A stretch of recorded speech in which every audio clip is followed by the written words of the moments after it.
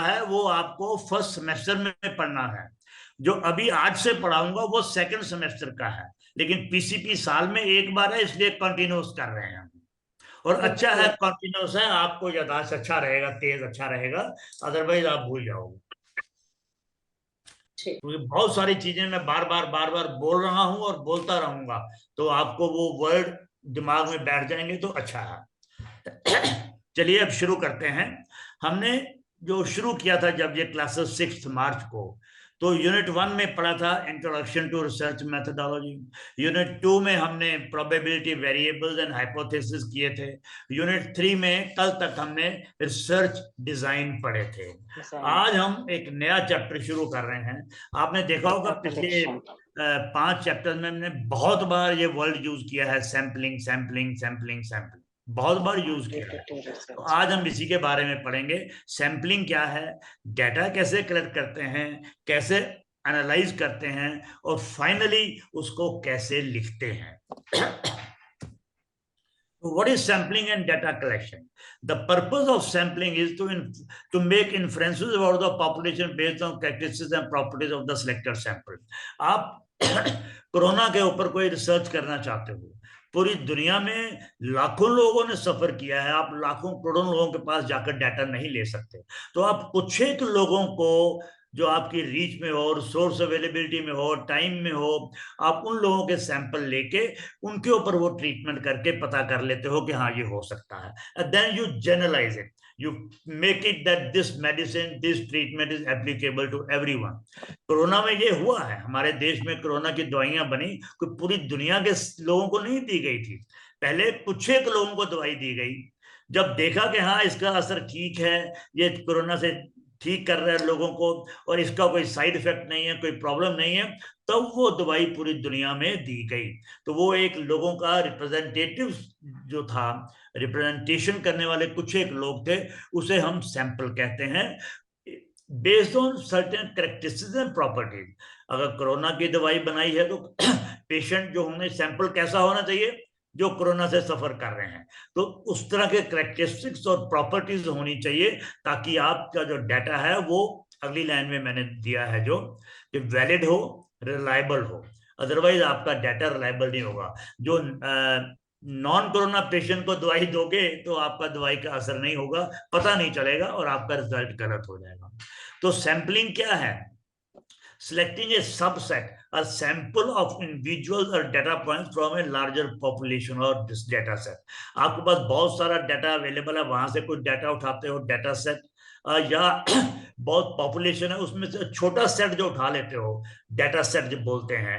एक गांव में आप रिसर्च करना चाहते हो, आप आदिवासी के बारे में रिसर्च करना चाहते हो, तो उड़ीसा चले जाएं, तेलंगाना चले जाएं, आंध्र प्रदेश चले जाएं, बिहार चले जाएं, आप जहां भी जाएं, वहां के आदिवासियों में से भी कुछ एक लोगों को सबसेट बना लेते हो, सैंपल बना लेते हो, जिनके करेक्टरिस्टिक्स ऐसे हो जो आपके हाइपोथेसिस या आपका जो मेन क्वेश्चन है उसका जवाब देने लायक हो, तो फिर आप उनको ले लेते हो, तो उसको हम सैंपल कहते हैं। सैंपल जैसे मैंने बताया, प्रॉपर होना चाहिए, रिप्रेजेंटेटिव होना चाहिए, ताकि जो आपका स्टैटिस्टिकल कंक्लूजन, लास्ट में जो कंक्लूजन दें, जनरलाइज स्टेटमेंट कि हाँ ये दवाई पूरी दुनिया में लागू हो सकती है, या ये आदिवासी हैं ऐसे हैं, इसका मतलब पूरी दुनिया के आदिवासियों की ये प्रॉब्लम है, उनको उनका व्यवहार ऐसा है, इसको ऐसे ठीक किया जा सकता है, तो ये वैलिड होगा और विश्वसनीय होगा। वैलिड का मतलब इट इज इंटरनल वैलिडिटी दे देता है कि आपका डाटा कलेक्ट है तो आपका सब कुछ ठीक है। की कंसेप्ट एंड मेथड्स, सबसे पहले 3 कंसेप्ट हैं इसके। Population, entire set group of individuals, items or data points required for study. It is a larger target. Population बहुत ज्यादा है, करोड़ों में है लोग, करोड़ों में लोगों से आप डाटा नहीं ले सकते हो, तो ये एक कंसेप्ट है कि सैंपल छोटा होता है। सैंपल क्या है? Subset of the population selected for data collection and analysis. जो पूरी लार्ज पॉपुलेशन है उसमें से आप कुछ एक लोगों को चुन लेते हो। आप एक यूनिवर्सिटी में कोई रिसर्च करना चाहते हो, तो आप पूरी यूनिवर्सिटी के स्टूडेंट 5,000 10,000 स्टूडेंट का नहीं करते, 500-700 लोगों का करके बोलते हो कि पूरी यूनिवर्सिटी, तो क्या पूरी दुनिया के स्टूडेंट्स में ये लागू है, जनरलाइज करते हो। इसलिए आपका डाटा ठीक होना चाहिए, प्रॉपर होना चाहिए, रिप्रेजेंटेटिव होना चाहिए, और थोड़े लोगों से आप करने में आसानी भी होती है। Smaller and more manageable group that represents population, smaller group होगा तो आप उसको मैनेज कर सकते हैं, रिसोर्सेज के अंदर, टाइम के अंदर उसके ऊपर रिसर्च कर सकते हैं। सैम्पलिंग फ्रेम क्या है? List a database that contains all elements, individual items और data points in the population, serves as source to draw sample. जो अपना बहुत सारा सैंपल हो जाता है आपके पास, वो पूरे को हम सैंपलिंग फ्रेम कह देते हैं, कि उसको आप किस प्रकार के क्वेश्चनर देते हो, किस प्रकार आप उनका इंटरव्यू लेते हो, और किस प्रकार उनसे आप जवाब हासिल करते हो, that is a sampling frame. इसके मेथड्स भी हैं। सैंपलिंग मेथड्स क्या क्या हैं? सबसे पहला है रैंडम सैंपलिंग। ये शब्द मैंने अभी बताया ना, ऐसे बहुत सारे वर्ड्स हैं जो मैंने बार बार कई बार यूज किए हैं। तो रैंडम सैंपलिंग मैंने कई बार यूज किया है। Every element has an equal and non chance of being selected, ये मैंने कई बार बोला है। तो इसको आप याद रखिए, अगर आपसे एग्जाम में पूछें व्हाट इज सैंपलिंग, या व्हाट इज रैंडम सैंपलिंग और नॉन रैंडम सैंपलिंग, तो आपको ये पता होना चाहिए। सैंपल रैंडम का मतलब है every participant in the group has an equal and non chance of being selected, किसी भी पार्टिसिपेंट का नाम आ सकता है। और simple random, stratified and clusters इसके सैंपल्स हैं, वो क्या होते हैं ये तीन भी आगे बताऊंगा मैं। और नॉन रैंडम सैंपलिंग, जैसे कन्वीनियंस, जो लोगों का पता चला कि यार यहां से ले लेते हैं, डाटा ले लिया, कोई कंडीशन या प्रैक्टिसेस नहीं देखे हमने, that is convenience sampling. Purposive sampling क्या है? ऐसे लोगों का ग्रुप ले लिया जिनमें करेक्टरिस्टिक्स एक जैसे हो, जिनके ऊपर आप स्टडी करना चाहते हो। जैसे मैंने बताया, आप पढ़ना चाहते हो कोरोना पेशेंट के ऊपर, तो कोरोना पेशेंट एक उसका क्राइटेरिया बन जाएगा। ऐसे लोगों को लेना है, प्रपोसिव सैंपलिंग। और snowball sampling are example. Non random में स्नोबॉल सैंपलिंग क्या होता है? आपने 10 लोगों को लिया, उन 10 को बोला कि वो 10-10 और लेके आएंगे, फिर उनको बोला कि आप वो 10-10 और लेके आएंगे। इस प्रकार जो लार्जर सैंपल बन जाता है, उसको हम स्नोबॉल सैंपलिंग कहते हैं। Do not rely on random selection. Non-random obviously doesn't rely on random sampling. इससे बायस हो सकता है। आपने 10 आदमियों को चुना, उन्होंने आगे कैसे कैसे चुने आपको पता नहीं है कि वो आप वाकई रिप्रेजेंटेटिव होंगे, उनमें वो करेक्टरिस्टिक्स होंगे जो आप पढ़ना चाहते हो या नहीं, तो मुश्किल हो जाएगी, उसमें बायस होने के चांसेस हैं। Used when random sampling not feasible, जब रैंडम सैम्पलिंग हम नहीं कर सकते तो ऐसे मेथड को हम यूज करते हैं। सैंपल साइज, सैंपल साइज कितना होना चाहिए? गुड रिप्रेजेंटेटिव, बट बहुत लार्ज भी नहीं होना चाहिए कि आपका बहुत ज्यादा टाइम लग जाए या बहुत ज्यादा कॉस्टली पड़ जाए। क्वेश्चनर भी देंगे, अगर हार्ड कॉपी देंगे तो 4-5 हजार 10,000 क्वेश्चनर बना के ढूंढते रह जाओगे, बहुत टाइम लगेगा, बहुत पैसा लगेगा। अब ये कंप्यूटर में एक सॉफ्टवेयर है, उससे आपको पता चल जाता है कि अगर आपने एंटायर पॉपुलेशन के लिए रिसर्च करनी है तो आपको मिनिमम सैंपलिंग कितना होना चाहिए। वो 500-600 ऐसे ही होता है, ज्यादा नहीं होता है, तो वो आसानी से हो जाता है। तो सैंपल साइज आपका अप्रोप्रिएट होना चाहिए, बहुत बड़ा नहीं होना चाहिए, इससे आपको मुश्किल हो जाएगी, टाइम लग जाएगा, रिसोर्सेज नहीं पूरे होंगे। बहुत छोटा भी नहीं होना चाहिए, क्योंकि वो फिर रिप्रेजेंटेटिव नहीं होगा, आपका डाटा बहुत थोड़े लोगों से गलत आ जाएगा और आपकी सारी रिसर्च खराब हो जाएगी। Sampling bias, it occurs when sample not truly representative of the population। जब सैंपल आप ठीक से नहीं लेते हो, ट्रूली रिप्रेजेंटेटिव नहीं है, जैसे मैंने कहा कोरोना पेशेंट के ऊपर चेक करना है और कोरोना को हुआ ही नहीं लोगों को, ऐसे लोगों का मिक्स सैंपल कर लोगे तो आपको जवाब ठीक नहीं आएंगे, तो ये बायस हो जाएगा। या अपने जान पहचान वालों के लोग लिए, लोगों को बोल दिया यार तुम ऐसे ही बोल दो, तो वो एक वैलिड या रिलायबल रिसर्च नहीं होगी।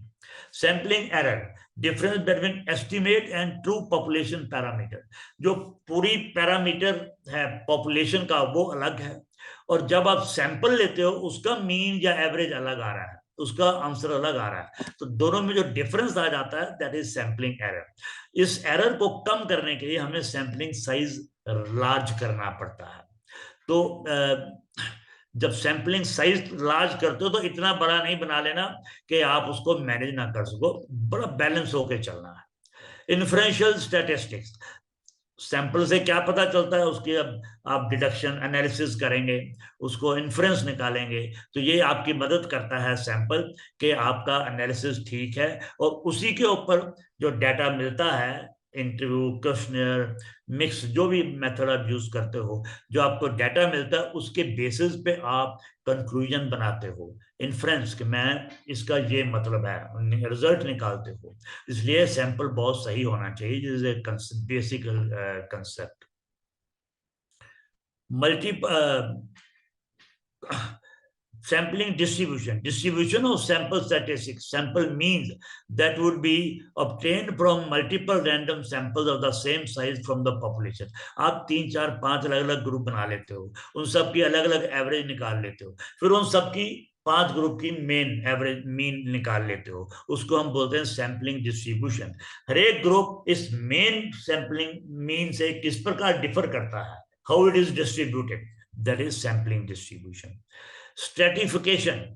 It's in stratified sampling. Population is divided into subgroups or strata based on certain characteristics. Age, gender के हिसाब से आप population को divide कर लेते हो. All females one side, males one side, children one side, old people one side, like that. You make it different groups. और फिर उनमें से आप कुछ लोगों को ले लेते हो, सबसेट ले लेते हो from each. So it helps in improving representativeness of the sample.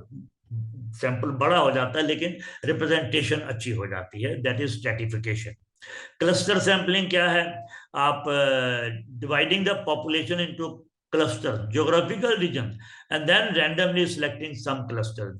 आपने उड़ीसा से एक क्लस्टर गांव से के लोगों को ले लिया, एक क्लस्टर बिहार के आदिवासियों को ले लिया, एक क्लस्टर आंध्र प्रदेश के आदिवासियों को ले लिया, एक क्लस्टर महाराष्ट्र में कहीं ले लिया। तो इन सबको जब लेके इनमें से कुछ कुछ लोगों को लेते हो तो उसको, एक second just hold on please.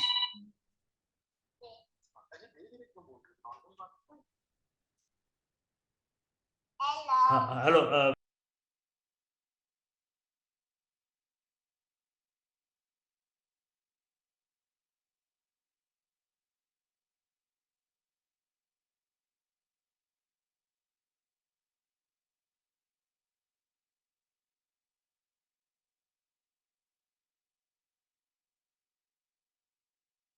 granddaughter called me up from Malaysia. Okay, we move on. So cluster sampling is involve dividing population into cluster geographical region. जैसे मैंने अलग अलग जगह से आप ले लेते हो, इसका आगे एक सुंदर उदाहरण भी दूंगा मैं। तो उन क्लस्टर में से कुछ कुछ लोगों को आप चुन लेते हो, that is cluster sampling. Systematic sampling, the start point is selected at random and then every care.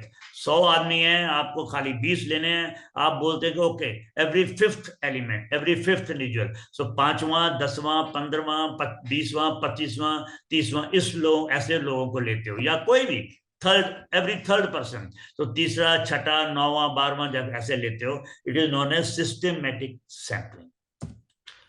What is the need for sampling, इसकी जरूरत क्यों पड़ती है हमको? इसकी जरूरत इसलिए पड़ती है क्योंकि sampling in search is crucial and widely use technique. आमतौर पर सैम्पलिंग टेक्निक ही यूज किया जाता है आपकी रिसर्च में। Serve important purpose in research and data analysis. What is the purpose? Hypothesis test करना है, क्वेश्चन को आंसर करना है, पब्लिक को बाद में बताना है कि ये ठीक है, ये गलत है, तो इसलिए इसकी बहुत जरूरत है सैंपल की। Key reasons for sampling are efficiency, सबसे पहला है population is large and geographically dispersed. तकरीबन दुनिया में 800 करोड़ लोग हैं, ज्योग्राफिकली पूरी दुनिया में जगह जगह वो डिस्ट्रीब्यूटेड है। Hence collecting data from A subset is economical. छोटा सैंपल 500-700 का लेना है, मैंने जैसे पहले भी बताया, it is economical, less time, और आपके रिसोर्सेज में विद इन रिसोर्सेज पूरा हो सकता है। Practicability, it is impossible to survey entire population. पूरी दुनिया को आप नहीं जान सकते। आप देखिए आजकल टीवी पे वो आता है सर्वे, अपना कि कौन सी पार्टी को कितने वोट मिलेंगे एंड ऑल द सीटें जीतेगी एंड ऑल द, वो भी सैंपल लेते हैं एंटायर कंट्री में से 20,000 50,000 1 लाख लोगों से पूछ के बोलते हैं कि हाँ भाई यही होगा। रिजल्ट क्या होगा पता नहीं, और आप हैरान होंगे आमतौर पर कई बार बहुत गलती भी होते हैं इनके सैंपल, क्योंकि वो सैंपल ठीक से नहीं लेते हैं।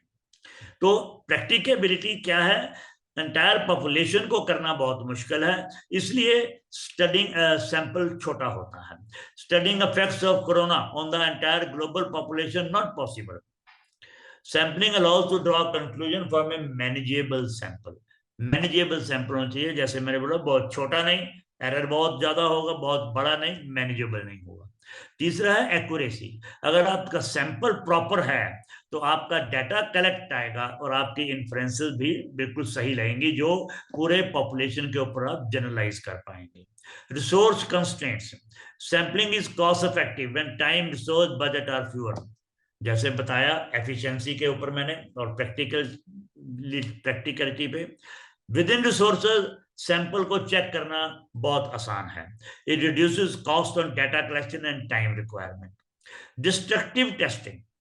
अब डिस्ट्रक्टिव टेस्टिंग क्या है? कोई एक प्रोडक्ट है, वो मशीनों में बनते हुए कई एक स्टेजेस से निकलता है। अगर आप पूरे के पूरे जितने भी प्रोडक्ट बन रहे हैं सबको टेस्ट करना शुरू कर दोगे तो it will destroy your time, resources, effort, everything, और मार्केट में पहुंचेगा नहीं, टाइम ही नहीं। तो इसको डिस्ट्रक्टिव टेस्टिंग कहते हैं। तो आप कुछ एक प्रोडक्ट मशीन से निकालकर उन्हीं को चेक कर लेते हो और सोच लेते हो कि हाँ ये प्रोडक्ट ठीक है। टूथपेस्ट बना रहे तो लाखों में टूथपेस्ट बन रही है, लाखों में टूथपेस्ट को आप टेस्ट नहीं कर सकते कि सभी का ठीक है। तो आप बीच बीच में कहीं ना कहीं एक एक सैंपल उठा के टेस्ट करके देख लेते हो और बोल लेते हो कि हाँ भाई इसका केमिकल बायोलॉजिकल टेस्ट हो गए हैं, ये ठीक है, इसका मतलब वो पूरा लॉट ही ठीक है। This is known as destructive testing, जहां आमतौर पर प्रोडक्शन लाइन वाले रिसर्च में यूज होता है। Next is precision. प्रिसीजन क्या है? it leads to more precise and detailed information about a population than by a census. Surveying entire population बहुत मुश्किल है, इसलिए अगर छोटा सैंपल है तो प्रिसीजन, बहुत एक्यूरेट डिसीजन आप ले सकते हैं। Inference, the sampling is used to make inferences about the population based on sample. Based on sample आप पॉपुलेशन के उसके डाटा कलेक्ट जो करते हो उसका एनालिसिस और इन्फ्रेंसेस निकालकर आप बड़ी अच्छे से करेक्ट डिसीजन ले सकते हो, इन्फ्रेंस करेक्ट होगा। By how? By applying statistical techniques पूरा कर सकते हैं। Next is risk reduction. Sampling can reduce the risk associated with data collection. In sampling errors are minimize, क्योंकि आप पूरी छोटे सैंपल 500-700 लोगों का लेते हो तो बड़े आसानी से आप एरर को मिनिमाइज कर सकते हो, और जो रिस्क है कि मेरा डाटा गलत ना हो जाए वो बहुत कम हो जाता है। फ्लेक्सिबिलिटी, जब आप सैंपल लेते हो तो रिसर्च डिजाइन में फ्लेक्सिबिलिटी मिल जाती है, क्योंकि आप सैंपलिंग मेथड जो है वो आपका चुनते हो depending upon your research question. So this is the flexibility. आप रिजिड नहीं हो कि मैंने इस प्रकार करना है, जिस प्रकार का क्वेश्चन है उस प्रकार का आप सैम्पलिंग मेथड यूज कर सकते हो। एथिकल कंसिडरेशन, लार्ज पॉपुलेशन पे आप एथिकल कंसिडरेशन नहीं कर सकते। जैसे आप पूरी दुनिया में, मैंने बताया, कोरोना की दवाई दे के चेक नहीं कर सकते कि वो ठीक है या नहीं है, कुछ एक के ऊपर ही चेक करोगे। सो एथिकल कंसिडरेशन के कुछ लोगों के साथ उनकी कंसेंट लेना, उनको उसके जो भी ट्रीटमेंट है, इंटरवेंशन है, उसके बारे में बताना, उसका नुकसान नफा जो भी है बताना, फिर उनकी मर्जी के मुताबिक without harming them in any way, without harming their reputation, उनसे काम लेना, उनसे डाटा लेना, टेस्ट लेना। छोटे सैंपल में आसानी है, बहुत लार्ज पॉपुलेशन में मुश्किल है। Temporal consideration, data is needed quickly to inform time. बहुत जल्दी से आपको चाहिए, कोरोना की दवाई बनाई है तो भैया जल्दी जल्दी दुनिया को देनी है। अगर सर्वे करने में सारा टाइम लगा दोगे एंटायर पॉपुलेशन में तो लाखों लोग मर जाएंगे। तो इसलिए इसको टेम्पोरल कंसिडरेशन के क्विकली आपके पास डाटा आ जाता है, जल्दी आ जाता है, और जल्दी आप उस दवाई को या उस जो भी ट्रीटमेंट है उसके ऊपर जो भी इन्फ्लुएंस निकलती वो एट लार्ज पॉपुलेशन में दे सकते हैं। Next is probability sampling. What is probability sampling? It is a sampling method used in statistics to select a sample from a larger population.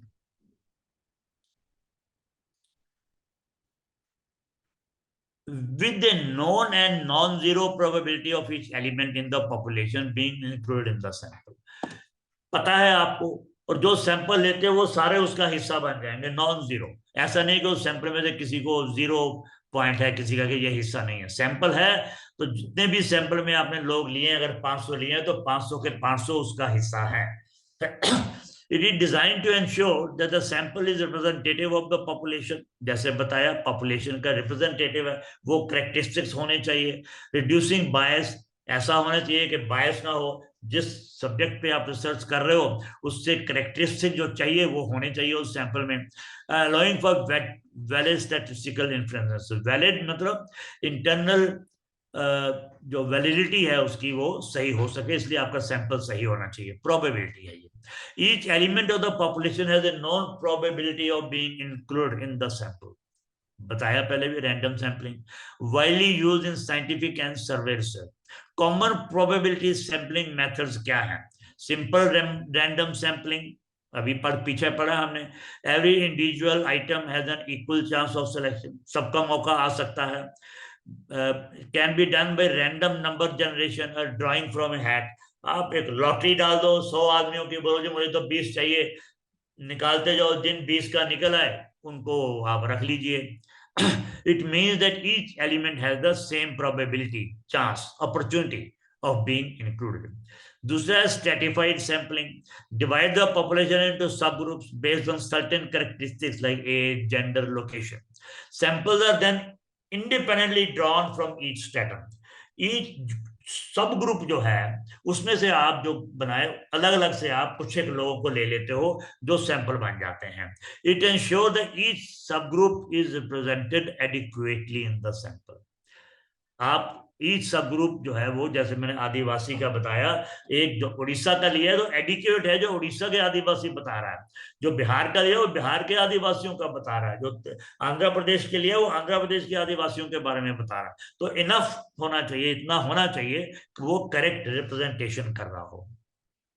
Systematic sampling अभी बताया, random starting point is selected kth, mean every fifth element, 5वां 10वां 15वां 20वां या तीसरा या चौथा, जो भी आप सिलेक्ट करना चाहते हो, या रैंडम आपकी मर्जी है, आप उसको ले लेते हो। इसमें जब एक बार डिसाइड कर लिया कि मैंने हर 5वें को लेना है, तो पहले 4 का, 6 से 9 का, 11 से 14 उनका नंबर नहीं आएगा। So it is not a part of random sampling, it is sort of a non random. Next is cluster sampling, अभी किया।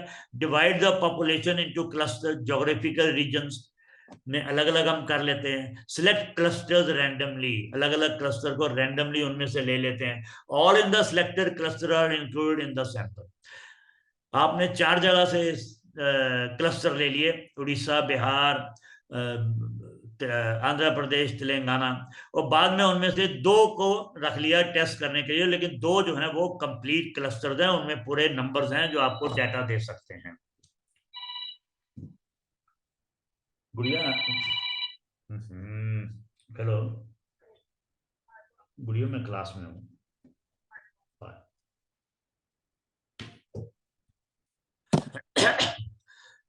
Method is useful when entire population cannot be sampled. Entire population नहीं करते तो आप cluster को लेके करते हैं।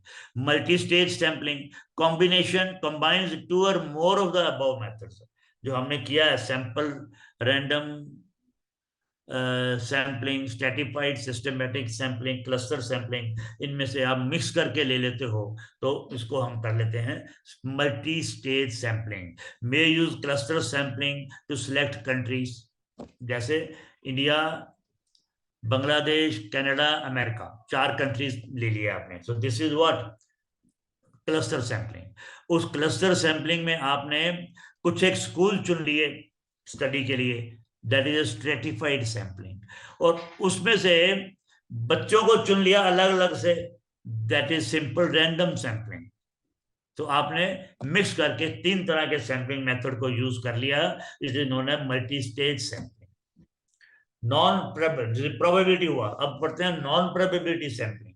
What is non probability sampling? क्या है non probability sampling? Is not all animals have an equal chance of being selected or included in the sample.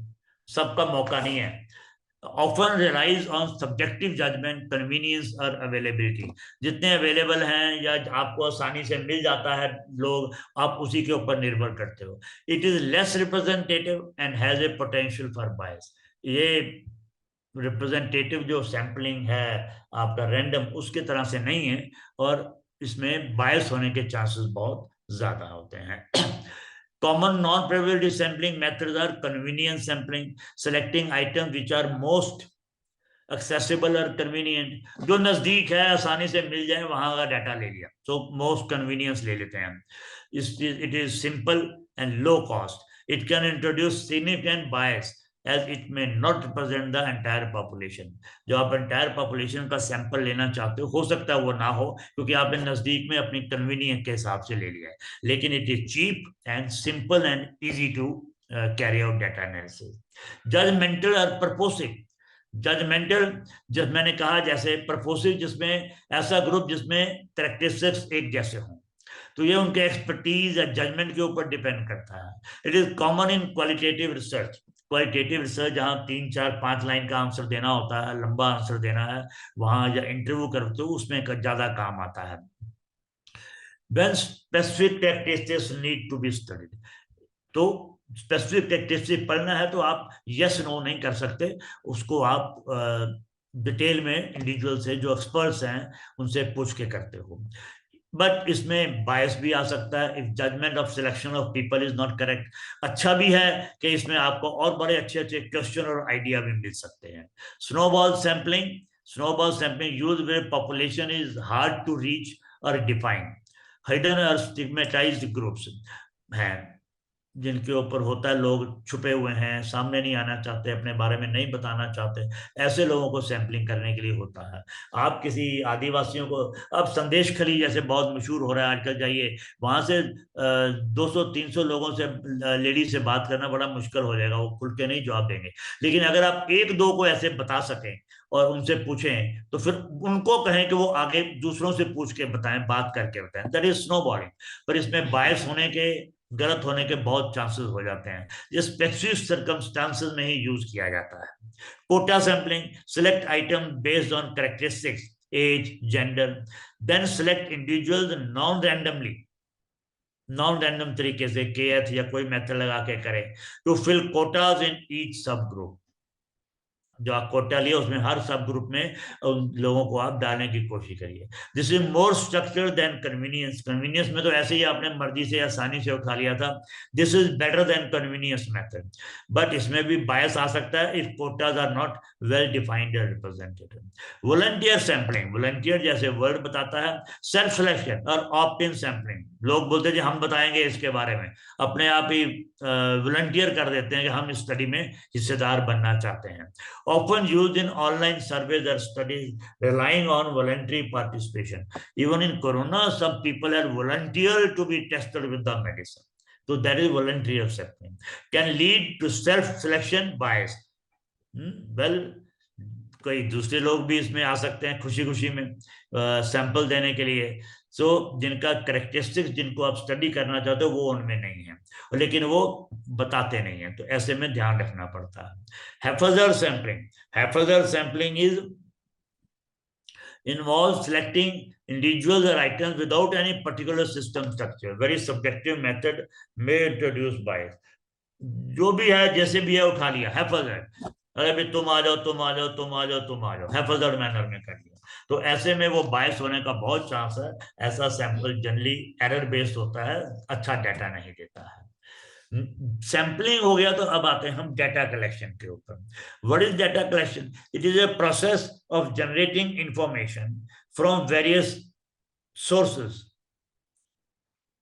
To obtain data for research, analysis and decision making of statistical results. जब आपने sample ले लिया तो क्या method use करेंगे कि आप data collect करें उनसे. वो डाटा कैसे कलेक्ट किया जाता है, इसको बोलते हैं data collection technique. The quality and accuracy of the data are crucial. Quality भी अच्छी होनी चाहिए और एक्यूरेट भी होना चाहिए, as they directly impact the validity and reliability of the statistical result. जिस प्रकार का डाटा आएगा उस प्रकार का ही रिजल्ट आपको मिलेगा। Key aspects of data collection are defining the research objective. सबसे पहले रिसर्च ऑब्जेक्टिव डिफाइन होना चाहिए कि क्या है। Before collecting data objective need to be defined as specific information needed. आपको अपने सैंपल से क्या इंफॉर्मेशन चाहिए, क्या पूछना चाहते हैं आप, ये बहुत बहुत स्पेसिफिक होना चाहिए, क्लियर होना चाहिए, जो आपके हाइपोथेसिस या क्वेश्चन को आंसर करता हो। Choosing data sources, data can be collected from various sources such as surveys, observations, experiments, existing records, interviews, questionnaires, and more. The choice of source depend upon the goals and availability of data. आपका question क्या है, आपका hypothesis क्या है, उसको कौन सा system है, सोर्स है जो बेस्ट सेटिस्फाई करेगा, बेस्ट जवाब देगा। ऑब्जर्वेशन करोगे, सर्वे करोगे, एक्सपेरिमेंट करोगे, इंटरव्यू करोगे, क्वेश्चनर से करोगे, या सेकेंडरी डाटा जैसे एग्जिस्टिंग रिकॉर्ड से मिल जाएगा, ये आपको चुनना है। आपके गोल जो है वो मीट होने चाहिए। तीसरा है selecting the sample. Selecting a sample method is used to select representative subset. अभी पढ़ा sampling. It is a critical step to get correct data and generalise the result. बहुत क्रिटिकल है, अगर आपका सैंपल गलत है तो सारा डाटा, सारी रिसर्च गलत हो जाएगी। Then is developing data collection tools. Data collection tools are created such as observation protocols, interview guides, etc. These are designed to get specific information and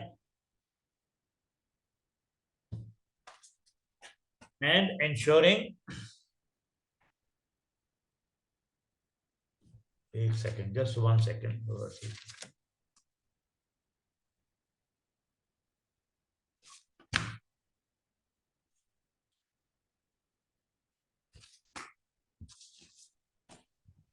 And ensure consistency in data collection. Yeah, so it is not coming on my slide. So data collection tools have to be created. What method you want to use and how you want to go about it. Observation protocols, क्या क्या observe करेंगे, कैसे करेंगे, कितनी देर तक करेंगे, कितनी बार करेंगे। क्वेश्चनर है तो क्वेश्चनर किस किस को देना है, कैसे लेना है, मल्टीपल चॉइस है या सिंगल चॉइस है, यस नो दैट्स ऑल, तो कैसे करना है आप उसको टूल है, ताकि आप जब उसको एनालाइज करने के लिए बैठे तो आपको वो करेक्ट डाटा मिले।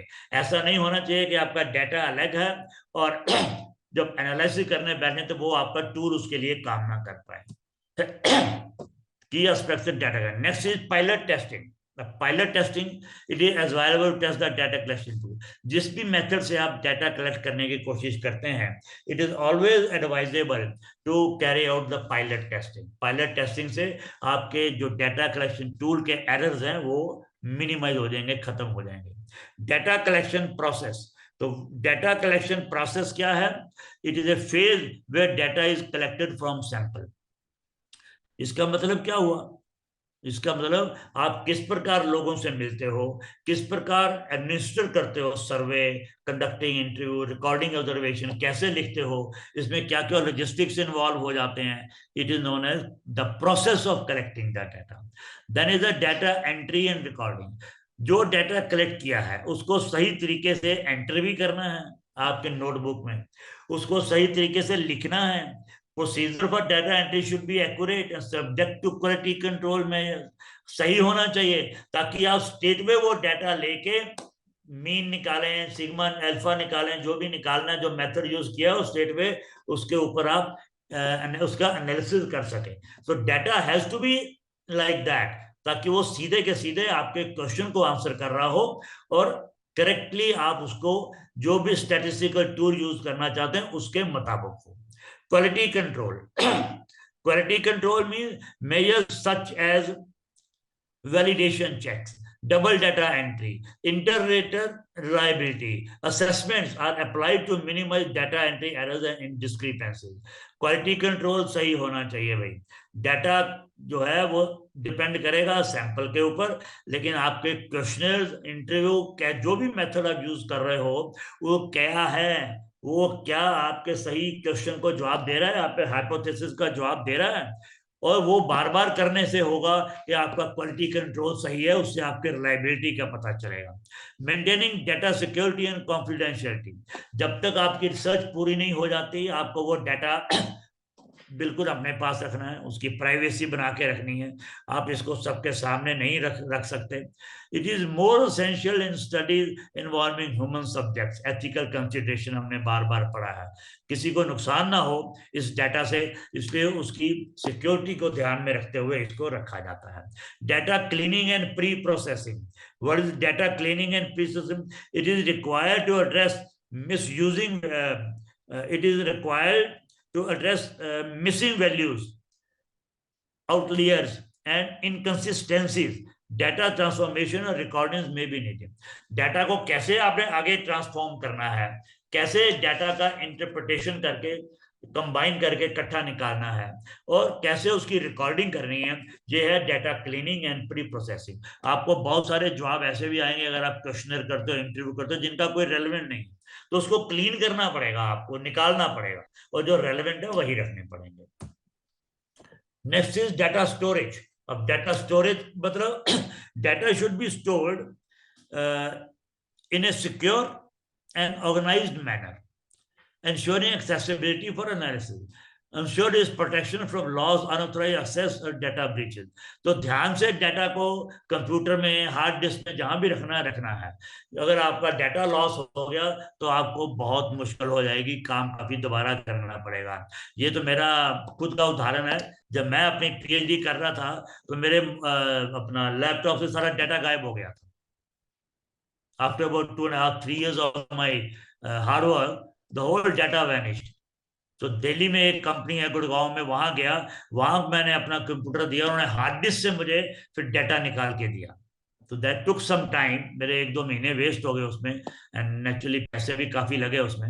मिल गया तो इसलिए डाटा को पहले से ही 2-3-4 जगह स्टोर करके रखना है ताकि वो कहीं लॉस ना हो जाए, आपको उसका कोई नुकसान ना हो। डाटा स्टोरेज करना है। Data analysis, various statistical methods like descriptive statistics, inferential statistics,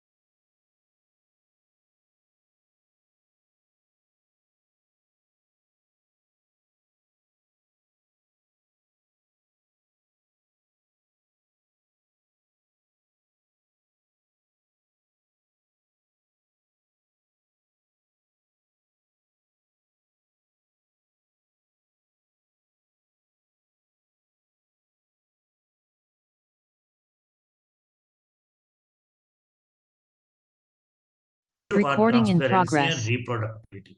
जितना भी डाटा कलेक्ट किया है आप, काफी सारे पेपर इकट्ठे हो गए आपके पास, 700-800 पेपर इकट्ठे हो गए।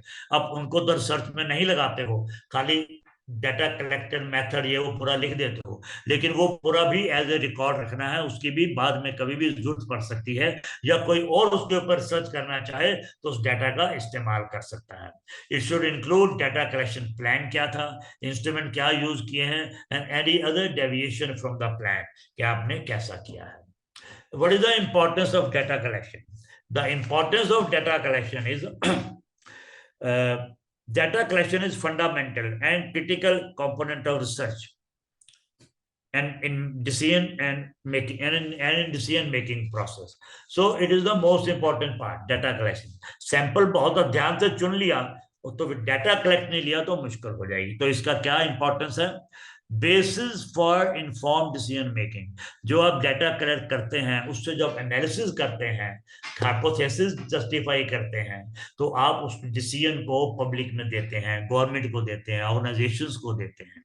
तो दिस डाटा कलेक्शन जो है is the basis for informed decision making, बहुत बहुत इंपॉर्टेंट है। Research and scientific advancement, of course data collection is central to any research. It enables to test hypotheses, conduct experiments, explore new frontiers in knowledge, helps in advancement in science and technology. बहुत obvious है ये, हर तरह से आपको ये data collection जो है मदद करता है। Quality improvement, health care data collection helps monitor patient outcomes, identify areas of improvement, enhance quality of care. Corona दवाई क्या है, इसके क्या साइड इफेक्ट तो नहीं है, इसको और कैसे ठीक करें, क्या इसमें से निकालें, क्या डाल दें कि साइड इफेक्ट भी ना हो, पेशेंट भी जल्दी ठीक हो जाए और बढ़िया हो जाए, शेप बंद हो जाए। तो ये क्वालिटी इंप्रूवमेंट। प्रोडक्ट की आप करते हैं, किसी प्रोडक्ट को चेक करते हैं, तो उस प्रोडक्ट के ऊपर आपने देखना है कि वो प्रोडक्ट में क्या ऐसा डालें या ठीक करें कि वो उसकी क्वालिटी में इंप्रूवमेंट आए। Performance evaluation. It allows organizations to assess their performance KPIs, की परफॉर्मेंस इंडिकेटर। आप बड़ी ऑर्गेनाइजेशन में देखेंगे अपने सबॉर्डिनेट्स के, सीनियर्स के जब कॉन्फिडेंशियल रिपोर्ट लिखे जाते हैं तो केपीआई देखे जाते हैं, की परफॉर्मेंस इंडिकेटर। भैया बताइए आपने एक साल में क्या क्या किया, अपना लिख के दीजिए हमको, ताकि हम देखें कि आपने किया या नहीं किया और कितना किया, क्या अचीवमेंट्स हैं, कितने % का टारगेट आया हुआ है। तो उसमें भी ये काम आता है। जैसे एवेल्युएशन अपना प्रोसेस मैंने कल बताया था। रिसोर्स एलोकेशन, जब आप डाटा कलेक्शन मेथड यूज करते हो तो आप उसी हिसाब से अपने रिसोर्सेज अलॉट करते हो। तो डाटा कलेक्शन मेथड से पता चलता है कि आपको क्या क्या रिसोर्सेज चाहिए, कहाँ चाहिए, आप उनका एफिशिएंटली इकोनॉमिकली यूज कर सकते हो। फंडिंग में काम आ जाता है, मैन पावर अलॉटमेंट में काम आ जाता है। Market research and business decision helps companies to make market decisions. Business के हिसाब से देखा जाए तो कस्टमर प्रेफरेंसेस क्या है, मार्केट ट्रेंड्स क्या है, कंपटीटिव लैंडस्केप में क्या है, ये वाला टीवी बहुत बिक रहा है, मेरा टीवी बिक नहीं रहा, क्या किया जाए। तो वो फिर उसके ऊपर मार्केट सर्वे करते हैं, रिसर्च करते हैं और अपने प्रोडक्ट को इम्प्रूव करते हैं। आपने देखा है मार्केट रिसर्च करके ये देखते हैं हर 6 महीने बाद नए मोबाइल आ जाते हैं मार्केट में, नए लैपटॉप कंप्यूटर्स आ जाते हैं। क्यों? वो मार्केट रिसर्च करते हैं और देखते हैं कि लोगों में एक ही मोबाइल में ये भी चाहिए, ये भी चाहिए, ये भी चाहिए, तो वो उस हिसाब से वो डालना शुरू कर देते हैं।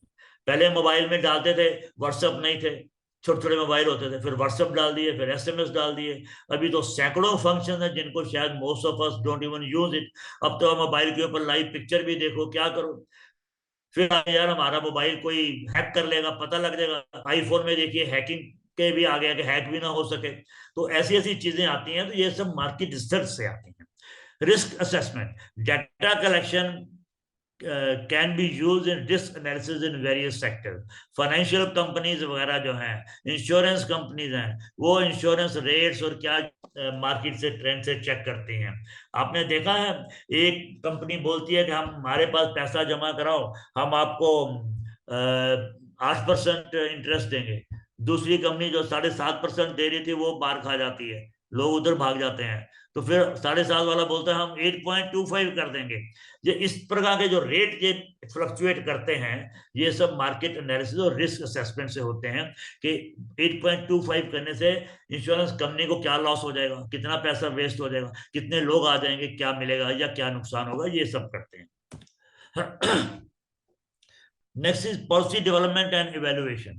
पॉलिसी डेवलपमेंट में क्या है कि जो डाटा कलेक्शन है इससे हम सरकार को पॉलिसी कैसे बनानी है गवर्नमेंट की, उसके बारे में जान भी सकते हैं, कैसे इवेल्युएट करने हैं वो भी कर सकते हैं। Identify social needs, assess policy impact and adapt policies as necessary. तो जिस प्रकार का भी फिर हमें पॉलिसी देखनी होती है हम उसके हिसाब से पॉलिसी बना लेते हैं। Public health and epidemic control. Data collection crucial for tracking diseases, monitoring public health trend.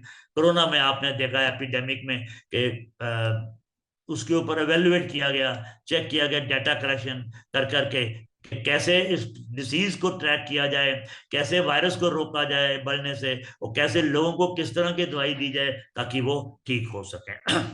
That is educational improvement. Data collection can be used to evaluate students performance. अभी देखिए evaluate करते हैं की KPI लगा की performance indicators लगा के, assess the effectiveness of teaching methods, make data driven decisions to improve educational system.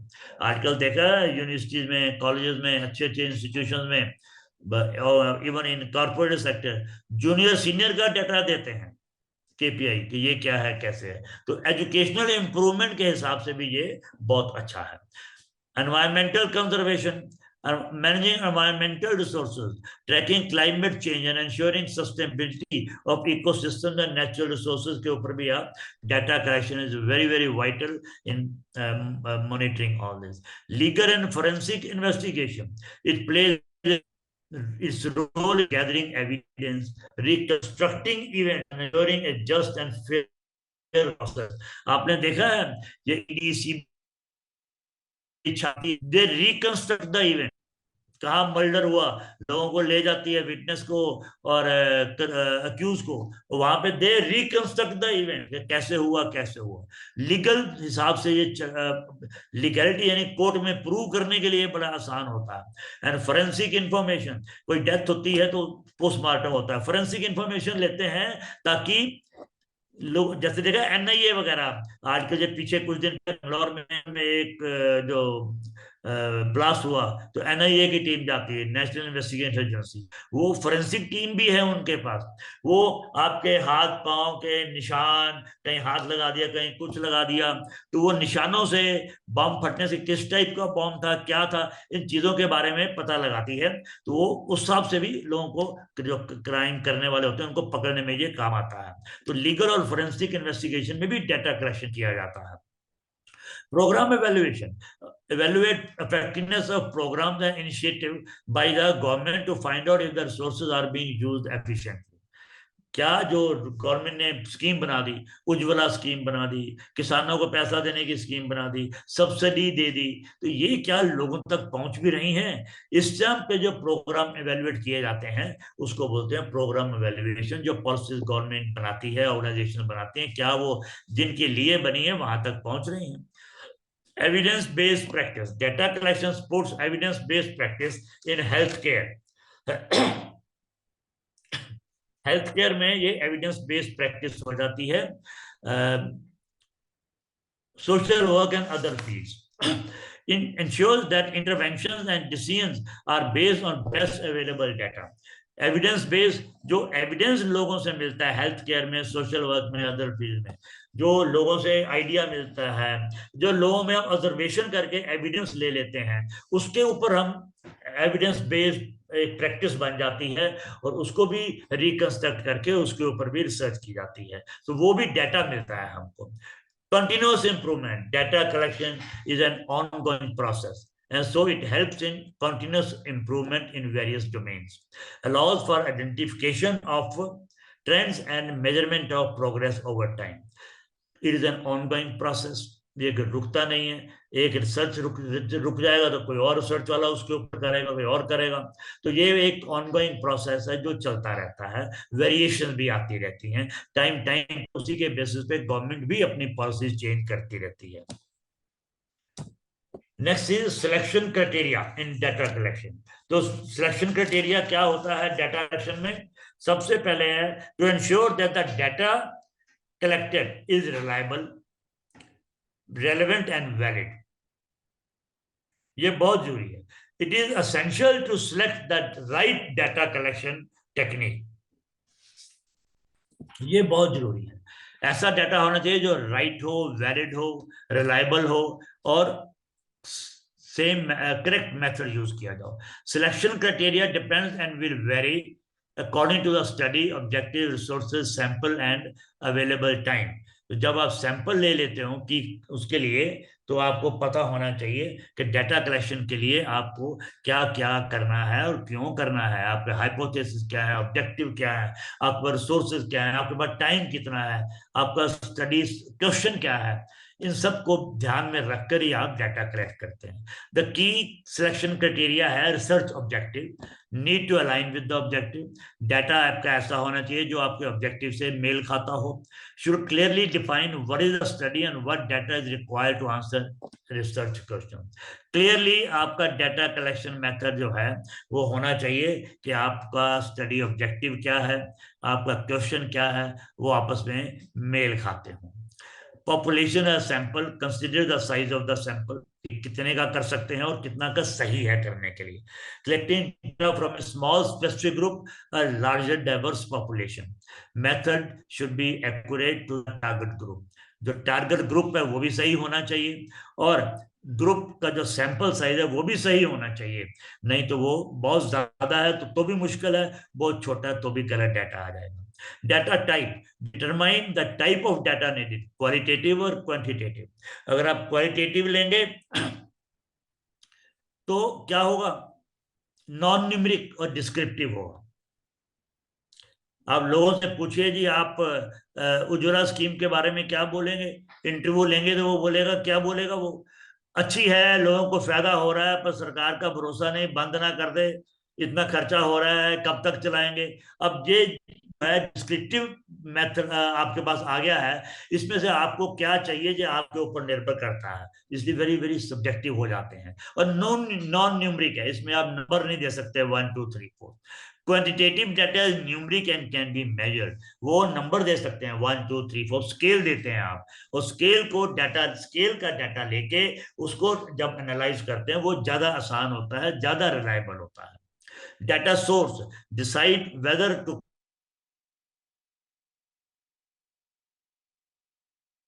primary means direct from the source and secondary means जो अवेलेबल है already, content, website, books, articles में, वहां से आप लेते हैं। जो आप किसी ने पहले रिसर्च कर ली है, अब उसी के डाटा को आगे इस्तेमाल कर रहे हैं, तो दैट इज इट। तो आप कौन सा डाटा, किस तरह का डाटा लेना चाहते हो, ये आपको selection of A data collection method के लिए यूज करना पड़ेगा, ये क्राइटेरिया है।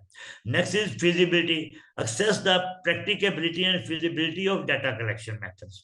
जो डाटा कलेक्शन का मेथड है वो क्या प्रैक्टिकल है और फिजिबल है, आप कर सकते हो, कितनी आपके रिसोर्स, टाइम, फंडिंग, इन सबको ध्यान में रखने करना है।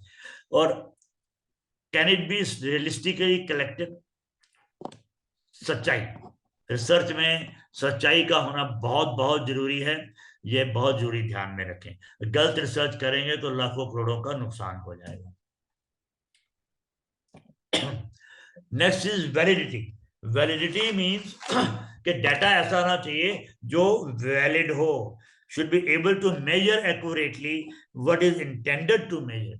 जो आप मेजर करना चाहते हो आप ध्यान से मेजर कर सको, अदरवाइज वो डाटा गड़बड़ कर जाएगा। Reliability, wrong data collection process may lead to errors and will render the result unreliable. विश्वसनीय नहीं होगा अगर आपने प्रोसेस आपका गलत है। Representativeness, data collection from a representative sample is a must when drawing conclusion about a larger population। Representativeness का मतलब वो लोगों से डाटा लेना है जो जिनमें वो करेक्टरिस्टिक्स हैं। अगर आप कोरोना पेशेंट से लेना चाहते हैं तो वो लोगों से लेना है जिनको कोरोना हुआ और वो ठीक हुए, तभी उसका फायदा है। दूसरों से लोगे तो नहीं होंगे। तो जो रिप्रेजेंटेशन है, जो सैंपल है, वो बिल्कुल करेक्ट होना चाहिए।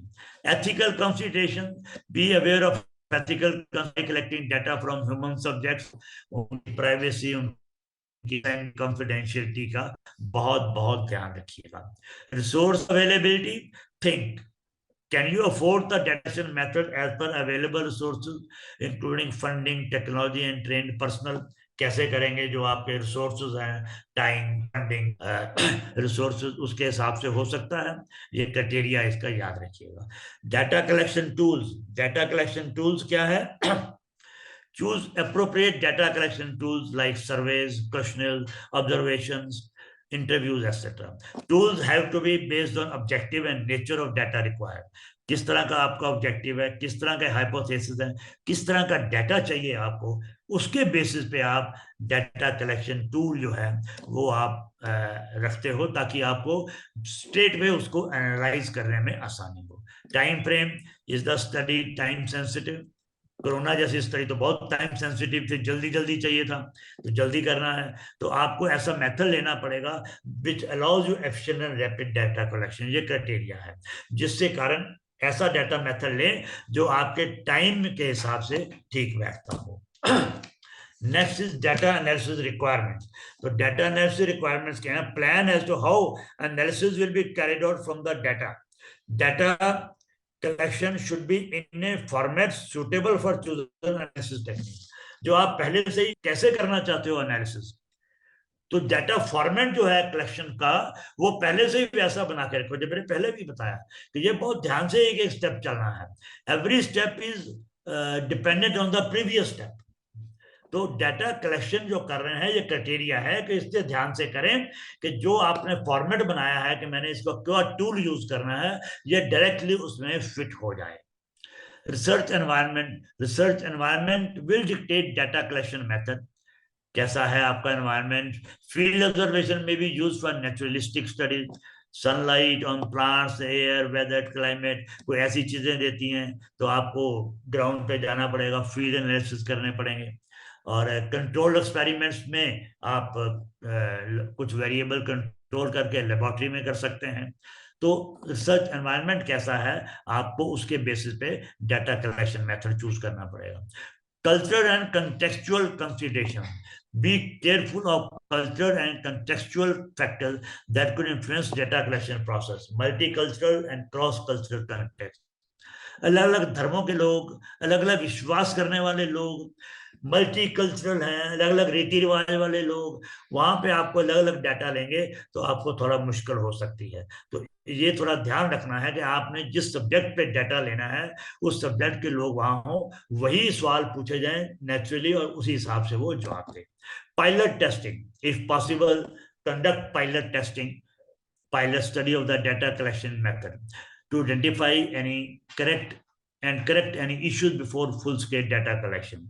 जैसे आप हाइपोथेसिस का पायलट टेस्ट करते हो, डिजाइन का पायलट टेस्ट करते हो, इसी प्रकार सैंपल का भी करते हो। इसी प्रकार आप डाटा एनालिसिस कैसे करोगे, डाटा कलेक्शन कैसे करोगे, इसका भी एक छोटा सा 8-10 लोगों से बात करके करिए, ताकि वो आपके जो गलतियां हैं उनको ठीक कर सके, पहले से ठीक हो जाए।